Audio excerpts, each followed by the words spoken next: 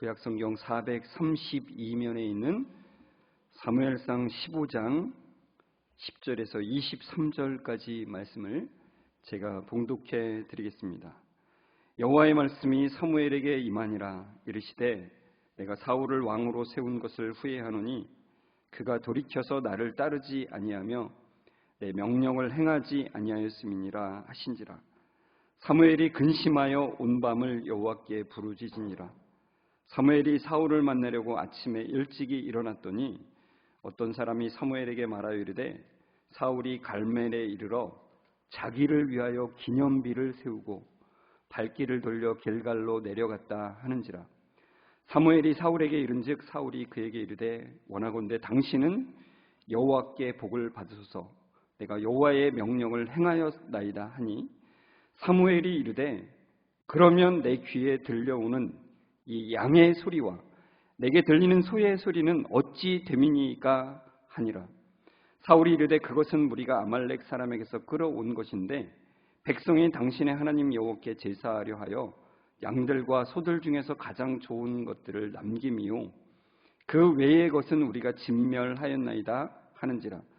사무엘이 사울에게 이르되 가만히 계시옵소서. 간밤에 여호와께서 내게 이르신 것을 왕에게 말하리이다 하니 그가 이르되 말씀하소서.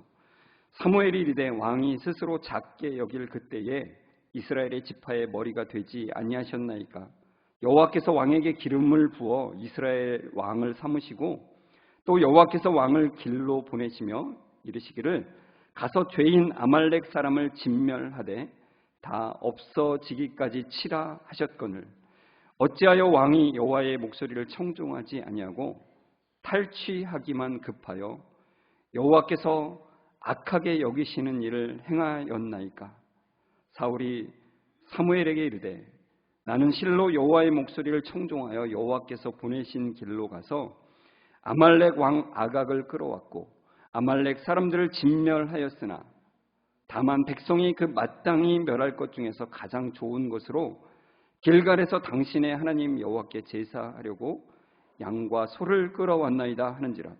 사무엘이 이르되 여호와께서 번제와 다른 제사를 그의 목소리를 청종하는 것을 좋아하심같이 좋아하시겠나이까. 순종이 제사보다 낫고 듣는 것이 순양의 기름보다 나으니 이는 거역하는 것은 점치는 죄와 같고 완고한 것은 사신 우상에게 절하는 죄와 같음이니라. 왕이 여호와의 말씀을 버렸으므로 여호와께서도 왕을 버려 왕이 되지 못하게 하셨나이다 하니. 아멘. 우리 옆 사람과 인사합니다. 말씀에 은혜 되세요. 이렇게 인사하겠습니다. 말씀에 커다란 은혜가 되시기를 주의 이름으로 축원합니다. 여러분, 사울 왕은 왕이 되기 전에 스스로 작게 여겼다라고 말씀합니다. 사무엘상 15장 17절에 나오죠. 스스로 작게 여길 그때에 하나님께서 이스라엘의 왕으로 삼으셨습니다. 그러니까 그 사울은 가장 작은 지파 사람이에요. 베냐민 지파, 가장 막내 지파잖아요. 가장 막내 지파고 가장 작은 지파. 그래서 자신이 이스라엘 전체의 리더인 왕이 되리라고는 꿈에도 생각을 하지 못했던 겁니다. 그런데 하나님은 그 작은 자를 들어서 큰 자를 부끄럽게 하시는 하나님이시라고 했잖아요. 그래서 하나님께서는 작게 여기는 그 사울을 왕으로 세우셨습니다.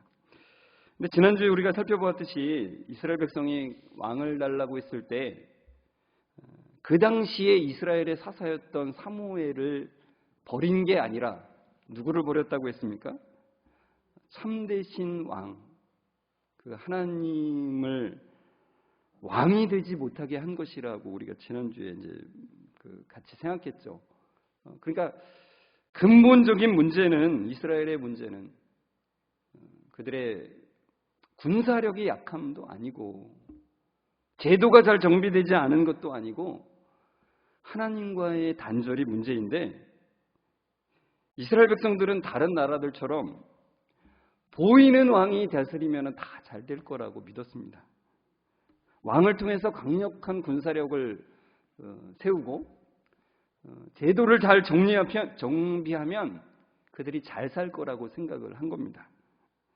그래서 하나님께서는 이미 그들의 마음이 왕을 세우는 것에 기울는 걸 아시고 하나님께는 어떤 제도가 중요한 게 아니라고 말씀드렸죠. 그래서 하나님께서는 왕제도를 허락하십니다. 그러나 왕제도를 허락한다고 해서 그가 진짜 왕이 아니라 그 세워진 왕이 이렇게 고백하기를 원하시는 거예요. 하나님, 내가 진짜 왕이 아니라 하나님이 왕이십니다. 나는 그냥 하나님이 왕이신 것을 대리하는 그런 사람일 뿐입니다라는 것을 고백하면서 왕의 그 자리에 있기를 원하시는 거죠. 그것을 대표하는 게 바로 이제 다윗이지 않습니까? 사울 다음의 왕인 그 다윗. 다윗이 시편 145편 1절과 2절에 이렇게 고백합니다. 왕이신 나의 하나님이요.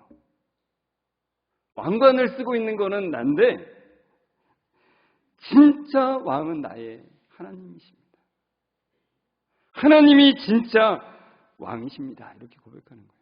여러분, 다윗이 완벽한 인간이 아니죠. 그런 참 인간적인 생각들로 범했던 일들도 참 많아요. 우리가 똑같은 인간일 뿐입니다. 근데 그가 성경에서 일관적으로 보여주고 있는 하나의 자세가 그거예요. 하나님, 내가 왕이 아니라 하나님이 왕이십니다. 진짜 왕은 하나님이십니다라는 고백으로 그가 산 거예요. 그 은혜가 그에게 있었던 것입니다. 그것을 가장 잘 보여주는 게 바로 그 언약궤가 예루살렘 성으로 들어올 때 그가 진심으로 기뻐하잖아요. 그러니까 그 언약궤는 하나님의 임재의 상징으로 하나님이 통치하신다는 것을 보여주는 거예요. 그러니까 이게 극명하게 보여주는 거죠. 하나님, 내가 왕이 아니라 하나님이 왕이십니다라는 고백인 거예요, 이게. 그러나 첫 번째 왕으로 세워진 사울왕은 처음에는 스스로를 작게 여겼지만 어떻게 돼요? 이제 하나님이 왕이 아니라 내가 왕인 거를 증명하면서 사는 사람이 되는 거예요. 점점 자기가 진짜 왕이 되어버리는 삶을 살아가게 되더라는 겁니다. 이것을 사무엘이 지적을 합니다. 18절과 19절에서 이렇게 지적을 하죠. 또 여호와께서 왕을 길로 보내시며 이르시기를 가서 죄인 아말렉 사람을 진멸하되 다 없어지기까지 치라 하셨거늘 어찌하여 왕이 여호와의 목소리를 청종하지 아니하고 뭐하기만요? 탈취하기에만 급하여 여호와께서 악하게 여기시는 일을 행하였나이까 이렇게 지적을 하죠. 그러니까 사울 왕에게는 하나님의 의도보다는 내 의도가 중요했다는 거예요. 자신의 의도가. 그래서 하나님의 뜻을 지킨다고는 했지만 겉으로만 그렇게 할 뿐 실제로는 자기가 하고 싶은 거를 다 하고 있는 모습을 우리가 이 사무엘의 말을 통해서 볼 수 있죠. 하나님은 아말렉을 심판하기로 하십니다. 그래서 이스라엘 백성들을 통해서 아말렉을 치시게 하시는 거예요. 죄를 심판하게 하시는 거죠. 그러니까 그 이유는 아말렉의 그 죄악이 더 이상은 용납할 수 없는 지경에 이르렀기 때문에 그 가나안 땅에 그 죄가 관영했다는 말과 비슷하죠. 더 이상은 용납할 수 없는 지경에 이르렀기 때문에 하나님께서는 그 심판의 확실함을 보여주기 위해서 짐승까지 진멸하라고 분명히 말씀하셨습니다. 그러나 사울은 하나님의 뜻을 저버리고 자기의 욕심을 채우는 데 전심전력을 다하게 되죠. 사무엘상 15장 9절은 사울이 어떻게 자기 욕심을 채웠는지를 잘 보여주는데 사울과 백성이 무엇을 첫 번째로 살려줘요? 아각을. 아각은 아말렉의 왕입니다. 그 다음에 두 번째로 살려두는 게 뭐냐면은 사울왕과 백성이라고 또 표현을 하죠. 좋은 것을 남기고 가치 없고 하찮은 것만을 진멸을 해요. 그러니까 좋게 보이는 것은 짐승을 살려두는 거죠. 여러분, 적의 왕을 생포해서 잡아오는 것은 승리한 왕의 위상을 높이는데 아주 제격입니다. 그러니까 그냥 돌아오는 것보다는 적의 왕이나 적의 장수를 딱 사로잡아서 딱 거기를 끌고 온다고 해보십시오. 얼마나 자기의 위신이 다 올라가는 거예요. 그러니까 지금 사울왕은 그걸 아는 거예요. 진멸하라고 분명히 명령했는데 하나님, 제가 진멸하고 왕 잡아왔어요. 이렇게 하는 거죠. 자신을 드러내는데 지금 최선을 다하고 있습니다. 그리고 12절에 보면은 사울이 그래서 무슨 일까지 하게 되냐면 자기를 위하여, 분명히 성경이 말씀합니다. 자기를 위하여 기념비를 세우는 일까지 하는 거예요. 그러니까 내가 아말렉을 다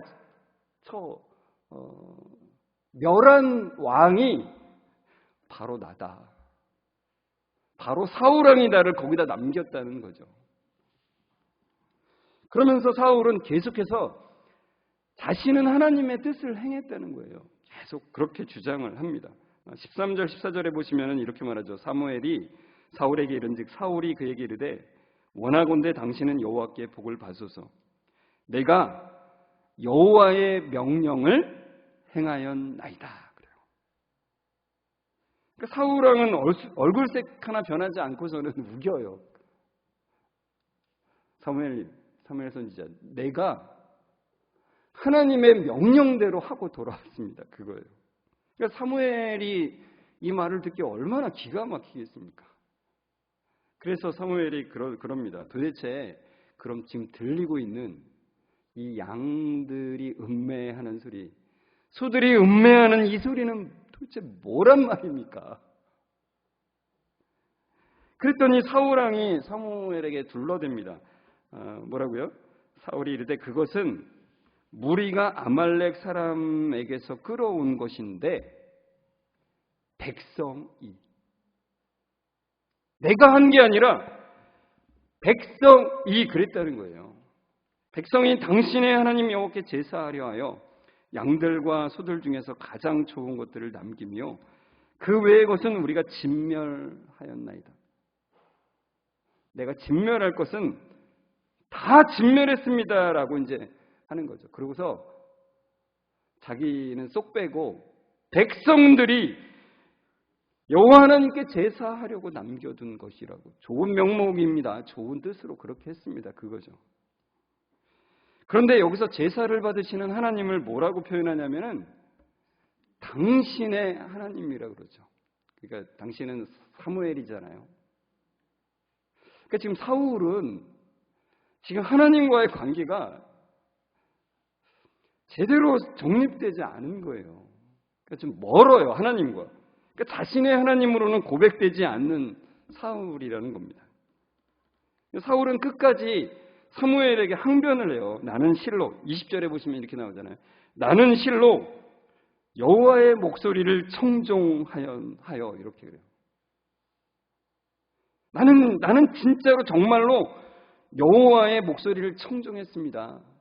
나는 순종했습니다. 나는 따랐습니다. 그러는 거죠. 그렇지만 그가 자신이 하나님의 뜻을 행했다고는 하지만 실제로는 자기의 뜻을 행했을 뿐이죠. 자기가 그 백성들이 하나님께 제사하려고 좋은 의도로 했다고 하지만 사실은 거기에 자기의 욕심이 들어가 있다는 것을 우리는 충분히 알 수가 있습니다. 그런 그에게 사무엘이 전곡을 찌르는 말을 하죠. 뭐라고 그럽니까? 같이 우리 읽을까요? 사무엘상 15장 22절 같이 읽겠습니다. 여호와께서 번제와 다른 제사를 그의 목소리를 청종하는 것을 좋아하심같이 좋아하시겠나이까. 순종이 제사보다 낫고 듣는 것이 순양의 기름보다 나으니. 너무너무 유명한 말씀이죠. 순종이 제사보다 낫습니다. 듣는 것이 수양의 기름보다 낫습니다. 아무리 하나님께 제사 드린다고 하지만 순종이 없으면 하나님은 그 제사를 기뻐하지 않으십니다. 마찬가지로 우리도 충분히 이 자리에서 우리가 그렇게 고백할 수 있죠. 우리가 아무리 하나님께 예배드린다 할지라도 순종이 없으면 하나님은 우리의 예배를 기뻐 받으시지 않는다는 것이죠. 그래서 여러분에게 질문을 한 가지 드리겠습니다. 우리가 순종할 때 하나님은 기뻐하시나요? 제가 질문만 하면 되게 겁나잖아요. 저 질문의 의도는 뭘까? 되게 생각하게 되지 않습니까? 근데 너무나도 명확하게 우리가 순종할 때 하나님이 기뻐하십니다. 여러분, 사울처럼 제 욕심 채우려고 자기 멋대로 하는 것을 하나님은 마음까지 아십니다.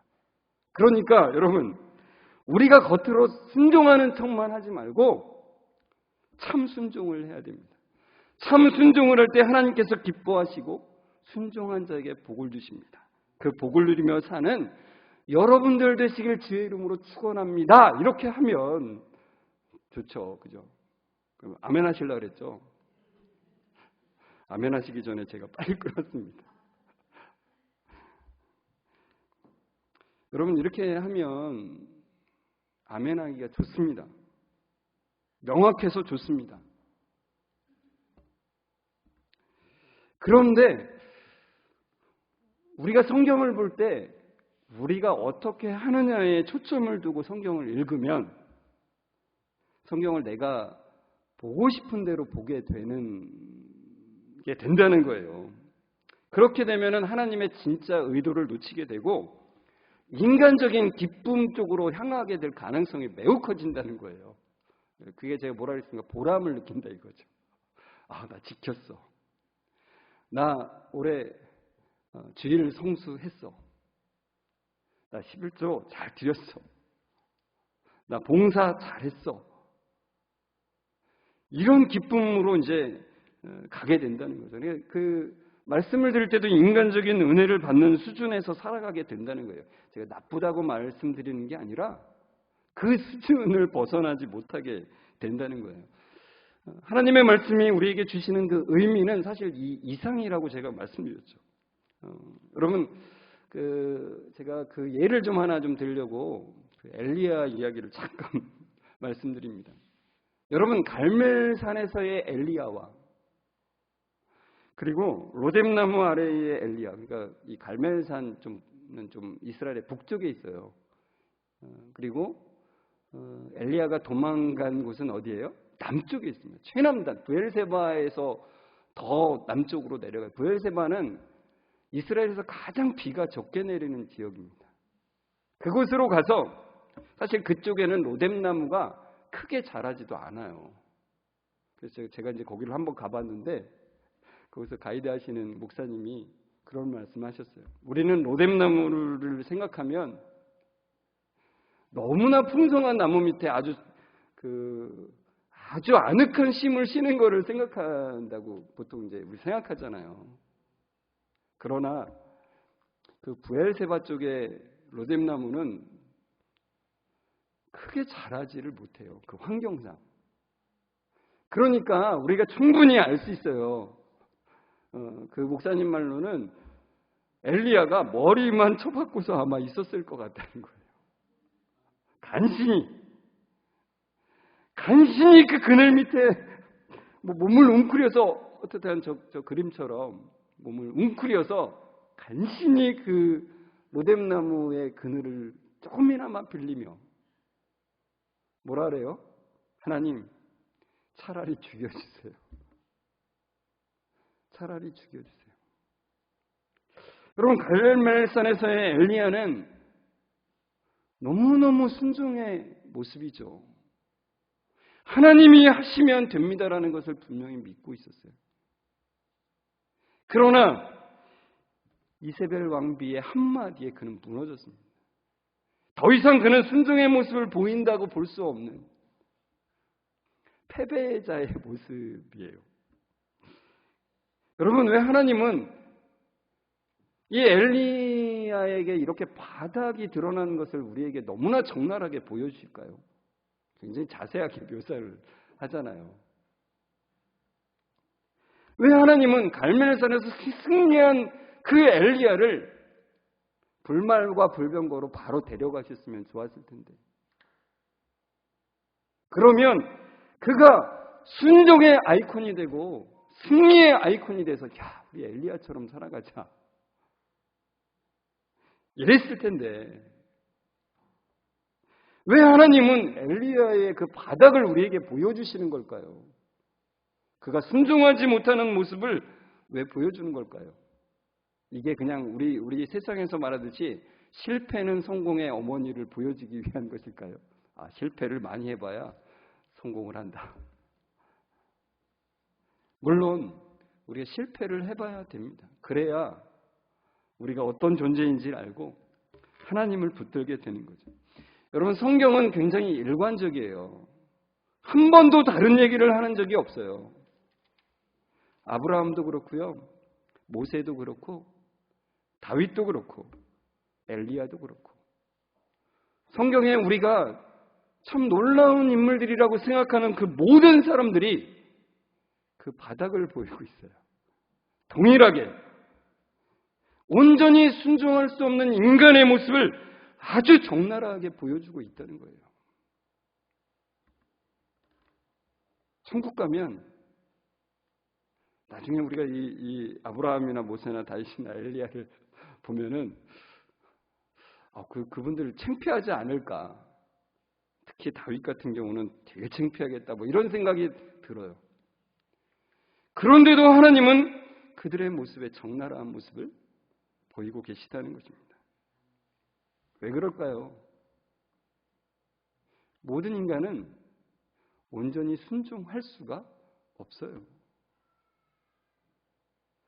내 의지대로 그렇게 할 수가 없는 것을 너무나도 적나라하게 보여주고 있는 거예요. 약하면서도 말로 표현할 수 없을 조차 악하다는 것을 적나라하게 성경은 보여주고 있다는 겁니다. 여러분, 아브라함과 하나님께서 은혜 언약을 맺으신 다음에 왜 그 뒤에 조건 언약인 그 율법을 모세를 통해서 주셨는지 제가 말씀드렸죠. 바로 우리의 죄악을 드러내시려고, 우리의 죄성을 드러내시려고, 우리의 힘으로는 절대로 순종할 수 없는 존재라는 것을 보여주기 위해서 이 하나님의 명령들을 우리에게 주신 거예요. 여러분, 우리는 그것이 인정될 때에만 하나님의 은혜를 온전히 경험할 수 있는 존재들이라는 거예요. 여러분, 성경은 은혜가 초점입니다. 우리가 어떻게 하느냐에 초점이 있지 않아요. 여러분, 우리가 순종을 한다 해도 여전히 순종하는 내가 주인공이 될 수 있는 존재들이 우리예요. 지난 수요 성경 나눔 시간에 어떤 성도님이 그런 말씀하셨어요. 제가 말씀대로 사는데 내가 주인공인 게 불쑥불쑥 솟아나와요. 말씀대로 살면서도 내가 주인공이 돼요. 그게 우리입니다. 순종을 하는데도 여전히 내가 주인공이 돼요. 순종하는 내가 중요한 거예요. 그래서 하나님의 말씀을 읽을 때 내가 어떻게 하는 것에 초점을 맞추게 되면 나도 모르는 사이에 내가 율법주의자가 되어가는 거예요. 여러분, 모든 성경의 명령 아래에는 전제가 하나 깔려있다 그랬죠.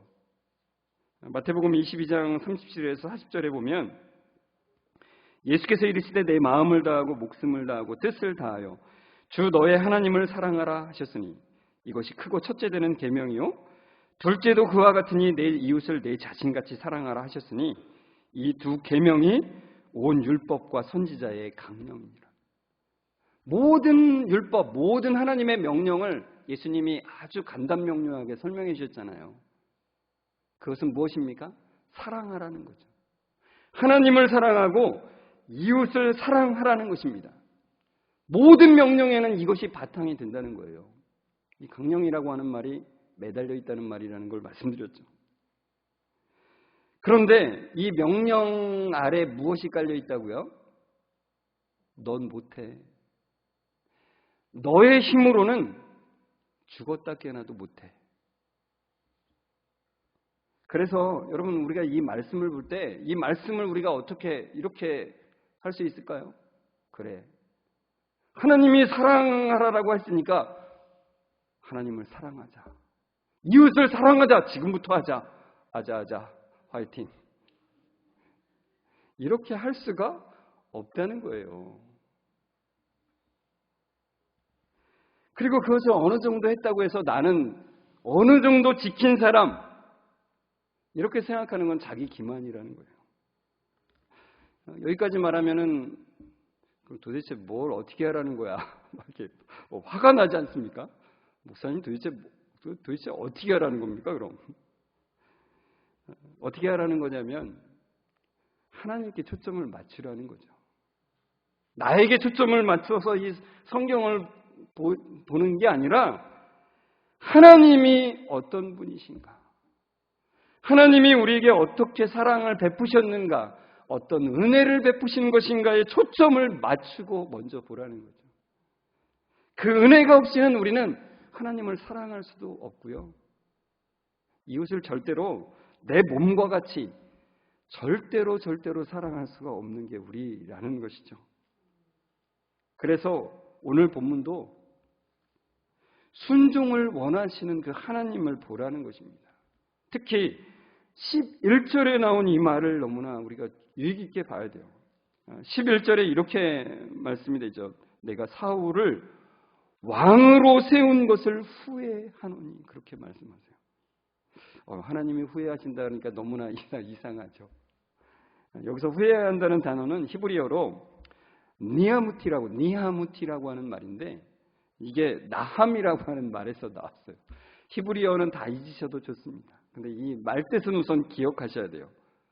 슬퍼하다라고 하는 뜻입니다. 하나님이 슬퍼하셨어요. 어떤 것을 슬퍼하셨습니까? 그가 하나님을 따르지 않고 내 명령을 행하지 않은 것. 이것은 다른 말로 말하면 그가 하나님과의 언약을 깨트린 것을 말합니다.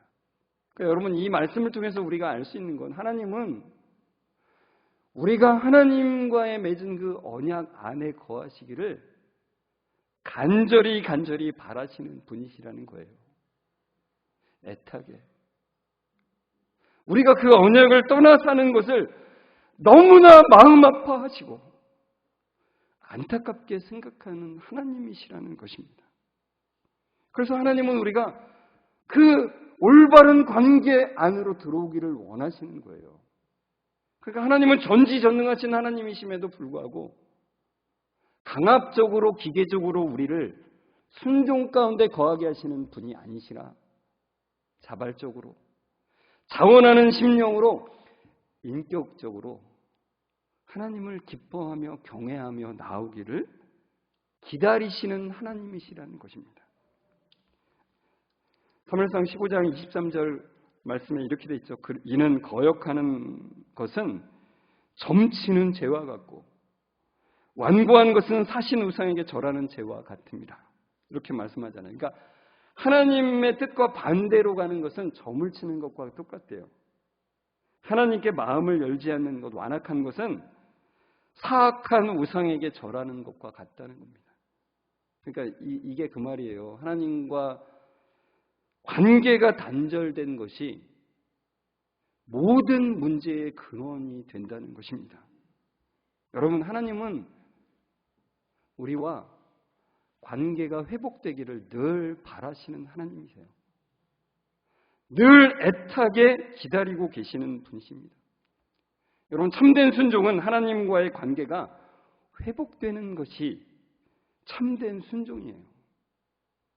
여러분, 사울왕은 겉으로는 자기가 순종한다고 했어요. 자기는 하나님의 말씀을 청종한다고 했습니다. 따랐다고 했습니다. 그러나 그것은 율법적인 순종입니다. 겉으로만 따르는 그런 순종인 거예요. 그런 율법적인 순종은 자신과 다른 사람을 속일 수는 있습니다. 여러분 그렇죠. 우리는 속아요. 그러나 하나님은 속지 않으시는 하나님이시죠. 우리가 남과 다른 사람을 속이면서 그렇게 하는 것은 거기에 매여 사는 존재가 되는 것입니다. 여러분 그 매여 사는 삶에서 돌이켜 내가 어떻게 해야 되고 어떻게 해야 되는 것에서 돌이켜서 진짜 하나님이 주시는 기쁨, 진짜 하나님이 주시는 그 은혜를 누리시길 바랍니다. 하나님은 돌아오기를 애타게 바라시는 하나님. 우리가 하나님의 말씀을 떠난 것을 참으로 가슴 아파하시고 슬퍼하시는 하나님이십니다. 그 하나님께 돌이키면서 주님과 동행하기를 원합니다. 주님 안에서 기뻐하기를 원합니다. 은혜 안에서 순종의 길을 가는 그런 삶이 되기를 원합니다라는 기도가 끊이지 않는 여러분들 되시길 주의 이름으로 축원합니다. 우리 함께 말씀을 생각하면서 찬송가 430장 2절을 같이 찬양했으면 좋겠습니다. 가사가 이렇습니다. 어린아이 같은 우리 미련하고 약하나. 참 우리는 참 어린아이처럼 미련하고 참 약하고 악하죠.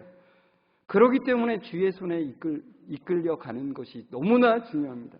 주님, 우리를 주의 손에 이끌어 가 주십시오. 주의 손길 가운데 거하게 해 주십시오. 주님과 걷는 삶이 되게 해주십시오. 기쁨으로 가게 도와주십시오라고 하는 기도로 우리 같이 찬송했으면 좋겠습니다.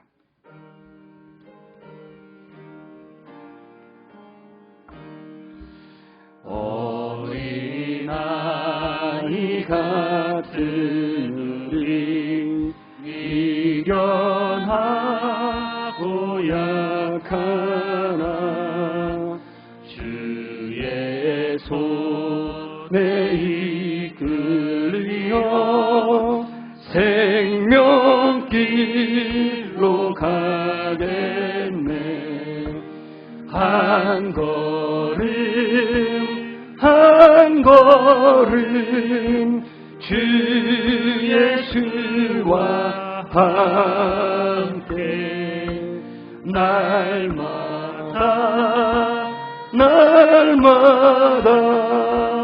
우리 걸어가. 다시 한번 어린아이와 같은 우리 어린아이 같은 우리 미련하고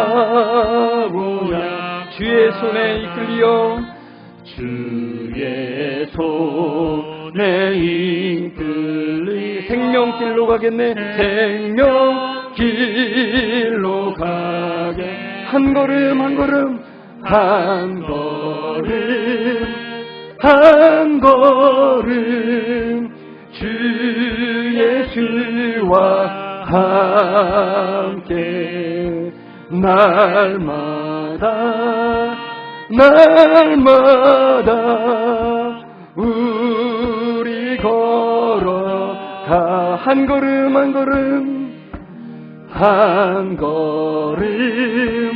한 걸음 주 예수와 함께 날마다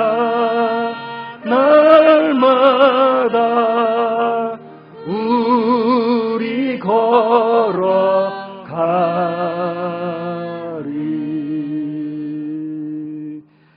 은혜의 하나님 감사합니다. 우리를 강압적으로 기계적으로 굴복시키지 않으시고 은혜 안에서의 기쁨의 순종의 자리로 불러주심에 감사드립니다. 율법적 순종의 유혹 속에서도 하나님과 동행하며 기쁨으로 은혜 안에서의 순종의 길을 걷도록 하나님 순간순간마다 인도해 주옵소서. 참으로 미련하고 약하고 악한 존재이지만 주님의 손에 이끌려 생명길로 걷기를 원합니다.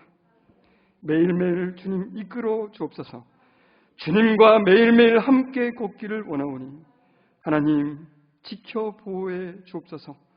하나님 우리 성도들 더욱더욱 동행함의 기쁨을 누리는 한 주간 되게 하여 주시고 앞으로의 삶이 되게 하여 주옵소서. 주님의 기쁨을 온전히 누리는 참된 삶이 되게 주님 도와 주옵소서. 주님께 영광을 올려드리며 예수 그리스도의 이름으로 기도드리옵나이다. 아멘. 우리 주 예수 그리스도의 은혜와 하나님의 사랑하심과 성령님의 교통하심이 온전히 은혜 안에서의 순종의 길을 가는, 기쁨의 길을 가는 그 참된 길을 걷기를 소망하며 나아가는 우리 모든 성광교회 성도들과 그 가정 위에 지금부터 영원까지 함께 있을지어다. 아멘.